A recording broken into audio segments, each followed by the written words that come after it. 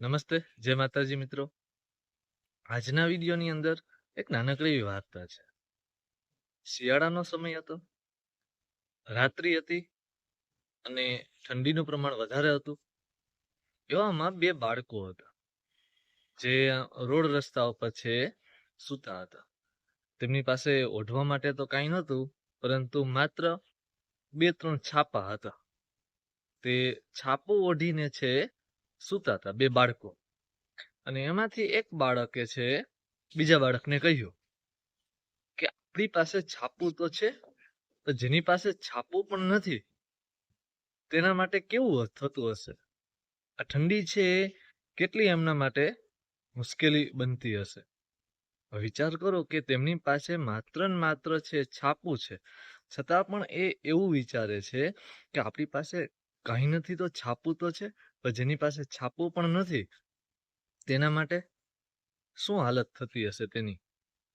સંતોષ, અહીંયા એમનો સંતોષ જોવા મળે છે. એટલે સંતોષ છે એ ખૂબ જ જરૂરી છે. પણ હા, એ સંતોષ કઈ જગ્યાએ ક્યાં હોવો એ પણ છે ખૂબ જરૂરી છે. એટલે અમુક બાબતોમાં છે આપણે સંતોષ પણ થવો જરૂરી છે. આપણે જે કંઈ મળેલું છે ઈશ્વર દ્વારા, જે કંઈ એના દ્વારા આપવામાં આવેલું છે તેનાથી આપણે સંતુષ્ટ થવું જોઈએ, સંતોષ પામવો જોઈએ. કારણ કે આપણી લાયકાત મુજબ એને ઘણું બધું આપી દીધું છે, અને જે આપવાના હશે તે ઓલરેડી છે આપને બધું એ આપી જ દેશે, આજ નહીં તો કાલ. એને આજે જે કંઈ આપેલું છે તે કંઈક ને કંઈક સમજી વિચારીને આપેલું હશે. એટલે સરસ મજાનું એક વાક્ય છે કે જો આપણું ધાર્યું થાય તો સારું, અને ના ધાર્યું થાય તો વધારે સારું. તો એટલા માટે આપણે જે કંઈ મળે છે તેનાથી સંતોષ પામીએ, સંતોષ રાખીએ. અને એટલા જ માટે કે જીવન જીવવું એ મહત્વનું નથી, પરંતુ જીવનની અંદર કેવા વિચારો સાથે જીવવું, શું વિચારવું એ વધારે છે એ મહત્વનું બને છે.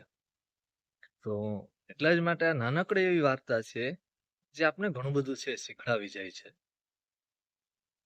એટલે આ વિડીયોની અંદર છે જો આ વાર્તા તમને ગમી હોય, પ્રેરણારૂપ વાર્તા છે, તો કમેન્ટ કરીને જરૂર જણાવો.